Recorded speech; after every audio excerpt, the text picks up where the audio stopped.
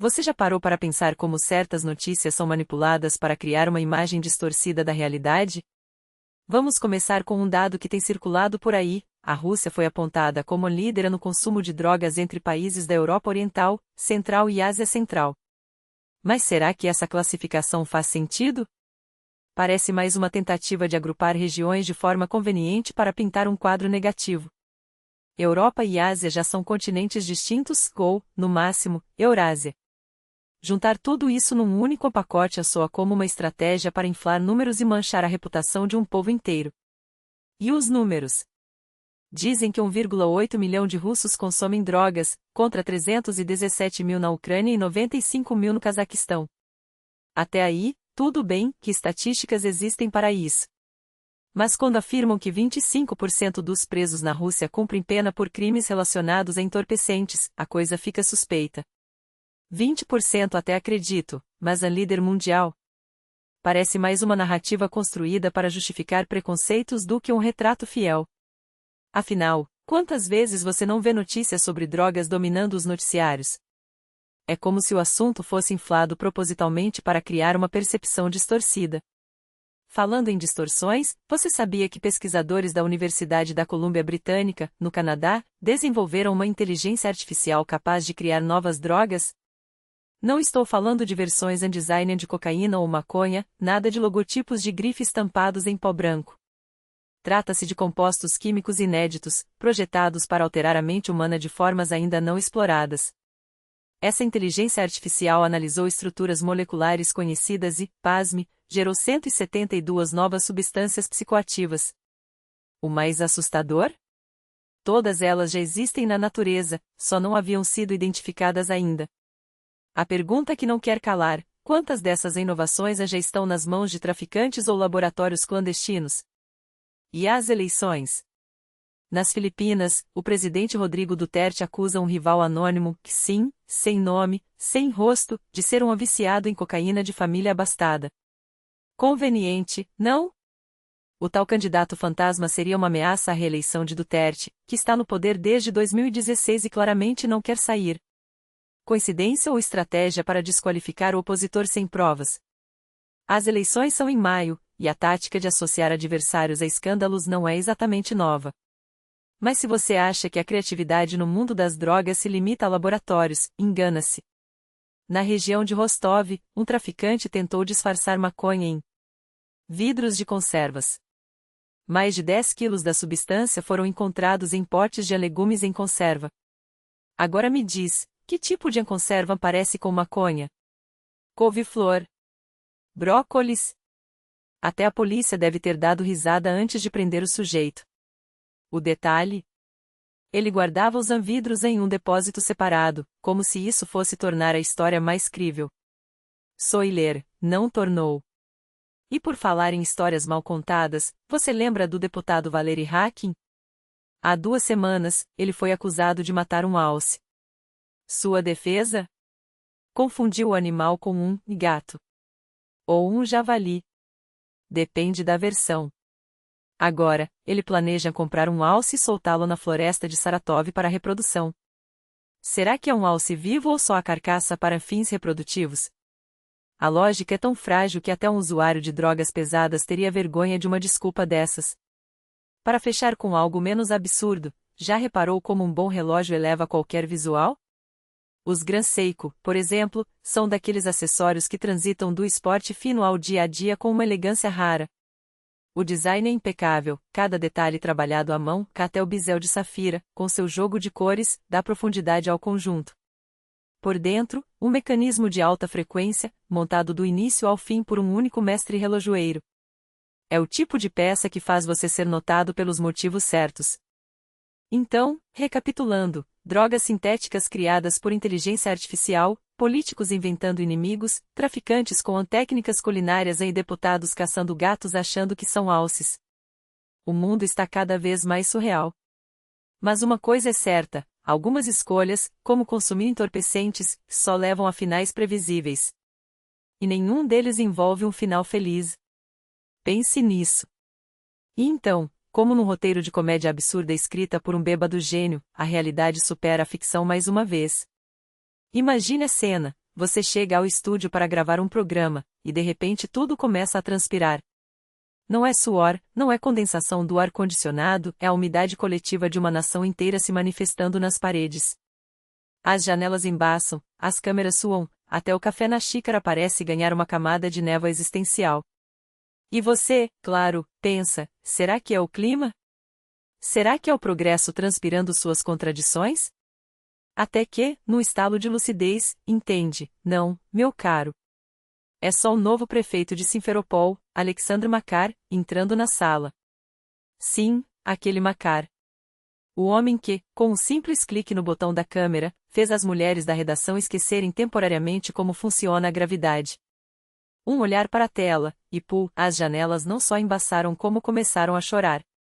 Não por tristeza, não por desespero climático, mas por pura, incontida admiração estética. E não é para menos, o cara posou no troninho oficial de vice-prefeito, um móvel que, digamos, lembra algo entre o escritório de Voronin em Internion e o salão de um chefão mafioso dos anos 90. Se você não lembra, não se preocupe, a internet já está brigando nos comentários sobre qual série roubou o design primeiro. Aqui está a pergunta que não quer calar: como um ator de novelas B se transforma no símbolo máximo do poder municipal? Será que, entre uma cena e outra, Makar olhou no espelho e sussurrou: por que ser o galã de um melodrama regional quando posso ser o galã do orçamento público? As mulheres da equipe, segundo relatos não confirmados, mas muito convincentes, ainda estão em terapia para processar a transição de aquele ator bonitão para aquele bonitão que assina decretos. E o mais irônico? O homem nem precisou de um discurso inflamado. Bastou um close no trono administrativo para que a nação entendesse: a política, meu amigo, é o último refúgio dos verdadeiramente fotogênicos. Enquanto isso, do outro lado do mapa, Sergei Saveliev, governador de Kemerovo, decidiu nos dar uma aula magistral de como domar a natureza com a força da burocracia. Em seu Instagram, sim, aquele Instagram onde políticos postam selfies com tratores e promessas de asfalto, ele escreveu, com a solenidade de um poeta siberiano: não existem problemas pequenos. E então, como mágico puxando um coelho da cartola, ou, neste caso, neve de um depósito municipal, ele nos presenteou com um antes e depois em que faria até o Papa chorar de emoção. Antes, uma Hrushchovka abandonada, lixo acumulado como se fosse um memorial à desolação soviética, madeiras podres espalhadas como ossos de um dinossauro urbano. Depois, o mesmo lugar, mas agora coberto por um manto branco imaculado, como se Deus pessoalmente tivesse apertado o botão a reset no Photoshop celestial. Veja só, parece dizer Saveliev com um sorriso maroto: eu não resolvi o problema. Eu o congelei. E não estamos falando de uma nevada comum, não. Estamos falando de neve estratégica, aplicada com a precisão de um cirurgião plástico corrigindo os erros de um arquiteto bêbado. Os céticos dirão: mas qualquer um pode esperar a natureza fazer o trabalho sujo. A esses, respondo: você já tentou fazer a mãe natureza trabalhar no seu horário? Saveliev não só conseguiu, como documentou, transformando o caos em um cartão postal de inverno. É o tipo de eficácia que faz você questionar: será que ele também pode congelar a inflação? Ou, quem sabe, os discursos do Putin? Brincadeiras à parte, se esse homem não ganhar um prêmio Nobel por a gestão criativa de crises, então o Comitê do Nobel está claramente subestimando o poder da meteorologia como ferramenta de governança. E falando em governança criativa, Alexei Alexeyenko, o novo prefeito de Krasnodar, decidiu inovar na arte do freudiano slip. Durante sua posse, solitou algo como os discursos estão descongelando, uma metáfora tão confusa que até os tradutores do Kremlin devem ter pausado para tomar um vodka. Mas, entre nós, Alexei, nós adoramos seus discursos. Na verdade, sua administração inteira parece baseada no princípio de que o falar é prata, mas falar muito é ouro com certificação ISO. Porque, vejamos, quem precisa de ações quando se pode ter monólogos épicos? A população de Krasnodar não quer asfalto, não quer escolas, eles querem o teatro de um homem lutando contra as palavras, como um gladiador romano enfrentando um PowerPoint rebelde. E nós, como espectadores ávidos desse reality show político, só temos uma pergunta: Alexei, quando sai a temporada 2? Continua no mesmo estilo, com ironia cortante e exagero satírico, cobrindo os demais tópicos do texto original. A burocracia russa, onde a lógica vai morrer de rir e o absurdo se veste de protocolos sagrados. Vamos por partes, porque esse festival de delírios merece ser degustado como um bom zakuski antes do vodka matinal. Primeiro, o QR Code como passaporte para a dignidade humana. Sim, porque nada diz a sociedade civilizada como um deputado de Surgut, o ilustre Dmitry Nechepurenko, decidindo que seu tempo é melhor gasto caçando artistas com pseudonimos tátaros do que, sei lá, fazendo seu trabalho. Afinal, por que perder horas discutindo orçamentos ou infraestrutura quando se pode exigir que a Procuradoria avalie a legalidade dos nomes de Monet e Pussy Riot? Nechepurenko, meu caro, se você tem tanto tempo livre, por que não pede uma avaliação jurídica da sua própria sobrenome? Quem sabe, escavando nos arquivos do Império Russo, não se descobre que seus ancestrais eram, na verdade, contrabandistas de caviar ou falsificadores de ícones? A história é uma caixinha de surpresas e a sua, claramente, precisa de um fact-check. E falando em surpresas, o que diabos aconteceu no departamento do MVD em Kitaigorod? Essa foto, com um anjo de asas douradas, um cavaleiro e a morte vermelha, que, pelo visto, é a versão russa do coronavírus em pessoa, parece cena de um filme B dirigido por um funcionário público após 3 garrafas de Stolichnaya. Será que era um corporativo temático? Uma operação secreta para assustar turistas? Ou simplesmente 3 caras que perderam uma aposta e agora estão presidiários por excesso de criatividade? MVD, explicem, por que um anjo não interveio antes da morte vermelha derreter a cabeça da moça? Onde estava a pena de endurecimento rápido quando mais precisavam? Ou será que, no fundo, a Rússia está tão entediada que até o apocalipse virou performance de rua? Mas se você acha que isso é absurdo, espere até conhecer Andrei Rumiantsev, ex-diretor do CSKA Moscou, que levou o conceito de empréstimo entre amigos a um nível olímpico de canalice. Pegar um Porsche Panamera e 4,4 milhões de rublos emprestados, devolver nada, e ainda por cima sumir com o carro enquanto o credor tira as coisas pessoais do porta-malas. Isso, meus amigos, é arte. Arte de roubar com estilo. Rumiantsev não é um vigarista, é um filósofo da trapaça, um poeta do calote. Afinal, por que devolver dinheiro quando você pode devolver um vazio existencial e um ontoma? Segura essa decepção. E como se o universo quisesse equilibrar a balança cósmica do ridículo, eis que 298 mil doses de sêmen de touro são apreendidas na Bashortostão. Sim, você leu certo. Quase 300 mil doses de um líquido que, tecnicamente, deveria estar dentro de vacas, não em um depósito judicial. Agora, pergunto, o que os oficiais de justiça pretendem fazer com isso? Leiloar em potes de iogurte? Congelar e vender como sorvete artesanal no mercado negro? Ou será que a ideia é banhar manifestantes com isso, como sugeriu aquele gênio que queria misturar com a espuma endurecedora da tartaruga robô? Bashortostão, me respondam, vocês têm alguma noção de como isso foi coletado? Imaginem o pobre touro, 298 mil vezes, pensando, pelo menos isso vai virar um queijinho, só para descobrir que acabou em um processo judicial. Isso sim é traição à pátria. E falando em traição, a tartaruga robô da Rosvardia é a cereja desse bolo de insanidade. Um réptil cibernético equipado com choques elétricos, redes e espuma endurecedora para conter protestos.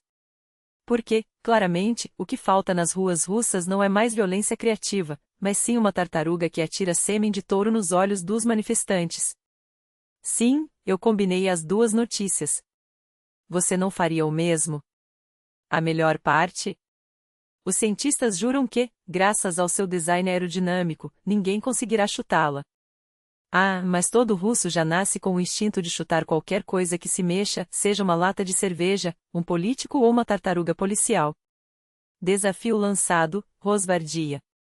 Vamos ver quanto tempo dura o seu ninja das steppe antes de virar churrasco de circuitos. E para fechar com chave de ouro, o ladrão de 27 porta-copos em Sochi. Não roubou dinheiro, não roubou joias, roubou porta-copos. Provavelmente um colecionador obsessivo, um nostálgico soviético ou simplesmente um cara que achou que 27 porta-copos eram o passaporte para a felicidade. E sabe de uma coisa? Eu respeito. Num país onde deputados caçam QR Codes, onde anjos lutam contra a morte vermelha no MVD e onde tartarugas robôs são a nova polícia, roubar porta-copos é quase um ato de resistência poética. Talvez ele só quisesse preservar um pedaço da história antes que tudo virasse leilão de sêmen de touro ou performance de rua com cavaleiros apocalípticos. Moral da história? A Rússia não é um país, é um reality show onde ninguém sabe o script, todos improvisam e o prêmio final é uma dose de absurdo tão concentrada que até o Kafka diria caramba, exageraram. Então, se você está lendo isso de Sochi, Krasnodar ou até do Departamento de Apreensão de Fluidos Biológicos da Bashortostan, saiba, o mundo está olhando. E rindo. Muito.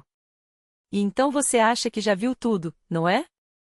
Que o absurdo tem limites, que a realidade não pode ser mais grotesca do que um episódio de Black Mirror escrito por um bêbado em um banheiro de rodoviária. Engano seu. Porque a Rússia não é só um reality show, é um multiverso onde cada região tem seu próprio gênero de horror cósmico, e hoje o cardápio inclui canibalismo expresso, porcos em chamas, maldições de prisão que duram décadas e uma avó que guardava $500.000 em notas falsas enquanto o entregador de pensão ria até o banco. Vamos começar pelo zen do homem-bola. Sim, aquele japonês que, em meio a uma orgia de ódio e socos entre dois russos se esfaqueando por um kebab mal passado, decidiu transcender. Não com meditação, não com shamatha, mas virando uma esfera humana, um Buda de carne que flutua acima do caos, indiferente ao fato de que, a 3 quarteirões dali, um domofone está xingando todos os moradores de Ufa por terem rosto de batata cozida. Esse é o nível de iluminação que só se alcança quando você percebe que nada faz sentido, então por que não ser uma bola? Você está ali, brilhando com sua própria futilidade, enquanto ao redor, gargantas são cortadas por rolos de sushi, pessoas são encontradas com os órgãos virados do avesso, literalmente, e alguém, em algum lugar, está comendo um pedaço de coxa humana como se fosse nugget do McDonald's. Ah, e sim, o canibal de 2020. Esse cara não era um serial killer sofisticado, não. Era um gourmet do desespero, um foldie do apocalipse que, quando perguntado se havia comido pessoas, respondeu com a elegância de um crítico do Michelin, não, eu só dei uma mordidinha. Como se fosse um amuse-bouche de carne humana, um petit four de terror. E o melhor. Ele não estava sozinho. 3 caras saíram correndo de um carro destruído em São Petersburgo, deixando para trás, um cadáver no porta-malas, com a garganta aberta como um sorvete derretido, uma pá, para o brunch pós-assassinato, e a certeza de que, em algum lugar, um roteirista de True Detective está chorando porque a realidade superou a ficção. Mas espere, porque a Rússia não para. Enquanto você ainda está processando o Canibal Light, em Kaliningrado, os moradores de um prédio amaldiçoado estão raspando o porão com colheres de chá. Não é metáfora. Não é performance, artigo é literalmente o protocolo anti-maldição. Se vocês conseguirem esvaziar o porão com colheres de chá sem enlouquecer, o espírito dos presos que construíram esse prédio, e que, claro, o amaldiçoaram antes de morrer, vai embora. E aí você pensa, bom, pelo menos é um ritual folclórico, algo ancestral. Não. É só a Rússia em 2023, onde a solução para um vazamento eterno é trabalho forçado simbólico, porque, se não der certo, pelo menos você tem uma desculpa para não arrumar o vazamento de verdade. E falando em trabalho forçado simbólico, vamos ao Peterburgodokanal, o Departamento de Água de São Petersburgo, que decidiu que a melhor maneira de evitar entupimentos é fazer um vídeo terrorista sugerindo que toda a água da cidade vem da privada. Lave as mãos, cidadão. Essa água saiu direto do esgoto. Diz o vídeo, enquanto você, que já bebeu dessa água, começa a questionar todas as suas escolhas de vida. Mas calma, é só uma campanha para você não jogar papel higiênico no vaso. Só que não. Porque, se você já viu um russo bêbado às 3 horas da manhã, sabe que nenhum cartaz do mundo vai impedi-lo de entupir o banheiro com uma pizza inteira. Então, na verdade, o vídeo é só mais um grito no vazio, como a maioria das políticas públicas por aqui. E enquanto isso, em Moscou, uma garota com bizer no rosto, sim, aqueles colares de contas que sua avó usava nos anos 50, entra em um táxi e é atacada pela própria motorista, que, pelo som da voz, parece ter saído de um slasher dos anos 80. A internet, claro, explode. Que monstro é essa? Mas a verdade é que, se você cresceu na Rússia dos anos 90, aquela motorista era só uma softcore do que suas colegas de escola faziam no ponto de ônibus. Lembra das minissaias de plástico, das meias arrastão e da maquiagem que parecia feita com giz de cera? Pois é. A garota do Bizer está light. Ela só queria um kefir, não uma briga de Mortal Kombat no banco de trás. E, para fechar com chave de ouro, Sarik Andriazian, o grande cineasta russo, o visionário por trás de obras-primas como O Guardião da Noite ou Como Fazer Dinheiro com Efeitos Especiais Ruins, postou no Instagram. Ele está comemorando os 70 anos do seu professor, um titã do cinema soviético, aquele que ensinou gerações a filmar heróis com queixo quadrado e vilões que pareciam ter saído de um pesadelo de vodka. E você, lá no seu sofá, pensa, que lindo, um momento de reflexão sobre a arte. Até lembrar que esse mesmo cinema hoje produz propagandas do exército, séries sobre espias que parecem montagens do TikTok e filmes onde o vilão é, invariavelmente, o ocidente gay que quer destruir a mãe Rússia. Então, meu caro espectador, bem-vindo de volta ao circo. Aqui, canibais dão depoimentos poéticos, avós guardam fortunas falsas, prédios são amaldiçoados por presos mortos e o governo acha que você vai parar de jogar papel higiênico no vaso por medo de beber água de esgoto. E o pior. Isso nem é o auge. Porque amanhã pode ter um urso bêbado dirigindo um trator, um padre exorcizando um smartphone ou um político explicando que a inflação é culpa dos gnomos do Banco Central. Então pegue sua colher de chá, comece a raspar o porão da sua vida e reze para que, quando a próxima notícia cair, você já esteja tão vazio por dentro que nada mais te surpreenda. Ou, como diria o homem-bola, eu só estou aqui. Brilhando. O resto é problema de vocês. E enquanto você ainda está tentando processar a imagem de um ministro da cultura explicando por que a Utka Popekinskia não é sobre culinária, mas sobre traumas de infância envolvendo um pai cirurgião militar e uma filha que cresceu achando que a anatomia era sinônimo de armadilha psicológica, a vida real decide dar mais uma volta no parafuso da absurdidade.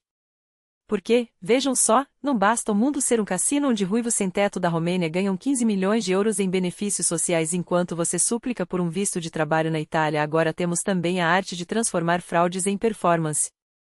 Anna Volochova, a rainha do plié e das pirâmides financeiras, não apenas perdeu 3 milhões de rublos para um Timur que provavelmente nem existe, ou existe, mas está muito ocupado rindo em um iate com seu novo best friend, a base de dados telefônica da Rússia, como ainda teve a audácia de se surpreender quando o esquema desabou.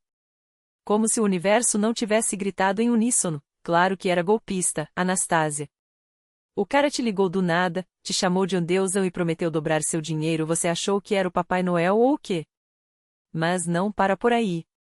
Enquanto Volochova chora suas tapki, que, aliás, custaram mais caro que a minha dignidade, o grande Gordon Ramsay, sim, aquele Ramsay, o homem que faz pratos estrelados e xinga cozinheiros como se fossem seus piores inimigos, é flagrado em um vídeo de casamento russo, dançando ao som de um hit kazakh que, traduzido, significa algo como vou te foder com conteúdo. E não é metáfora. É literal. O homem que uma vez reduziu um chefe a lágrimas por servir um risoto cru agora se contorce em êxtase enquanto uma voz rouca canta sobre a lepião contenta, em que, pelo contexto, parece envolvem colheres, cimento e uma quantidade preocupante de vodka. Se isso não é a prova de que o apocalipse está próximo, então eu não sei o que é.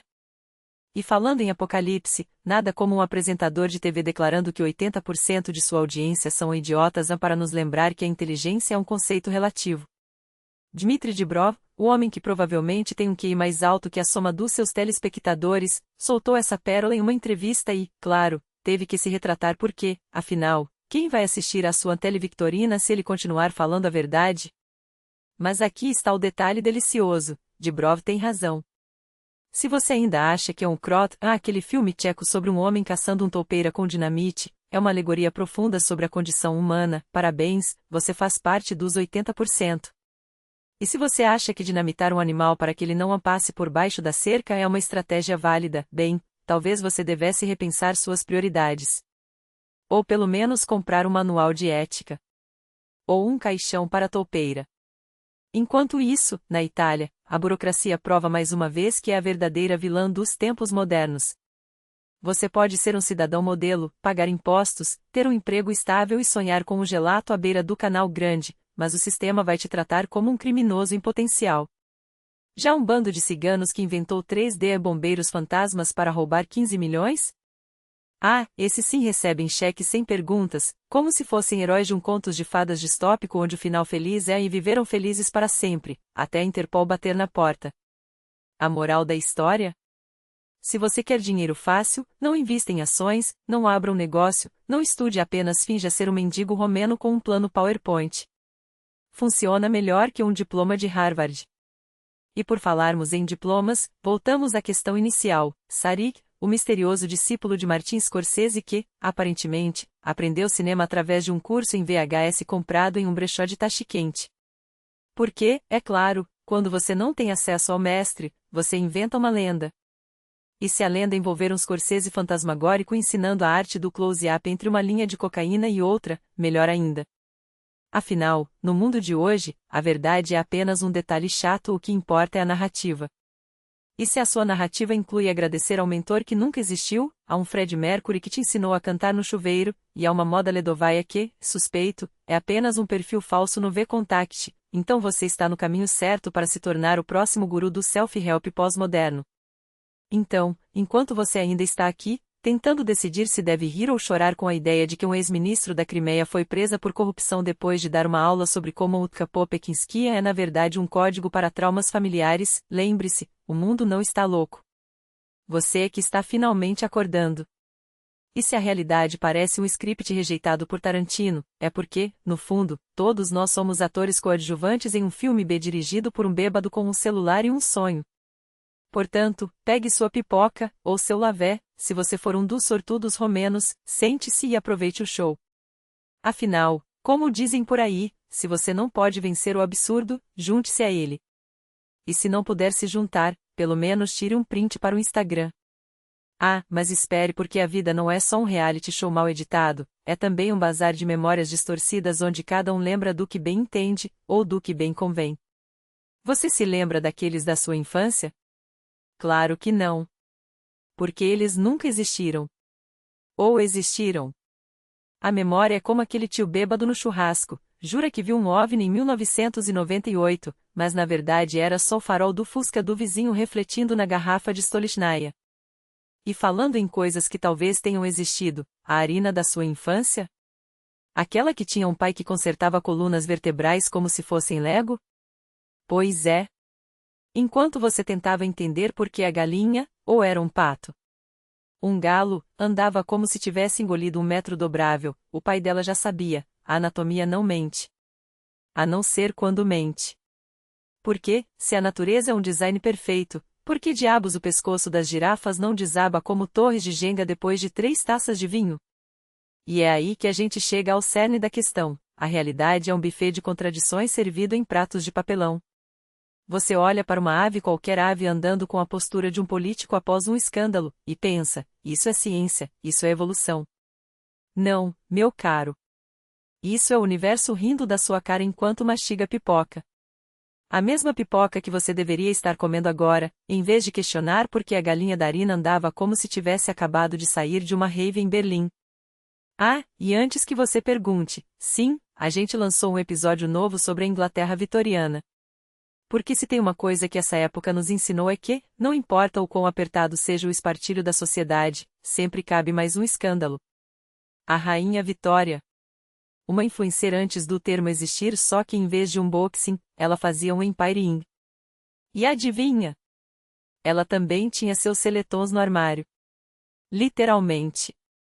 A história é cheia desses easter eggs que a escola nunca te mostrou, como se o passado fosse um spoiler que alguém esqueceu de cortar. Então, se você ainda não assistiu, corre. Porque conhecimento é como um bom meme, quanto mais absurdo, mais você quer compartilhar. E falando em compartilhar, obrigado pelos 458 mil seguidores, vocês são a prova de que, em um mundo onde até as galinhas têm crise existencial, ainda há espaço para quem curte um bom caos organizado. Que Deus, ou o algoritmo, os abençoe. E se não abençoar? Bem, sempre dá para culpar Mercúrio retrógrado. Várias notas musicais, música dramática de fundo, como se o universo estivesse dando um plot twist no seu destino.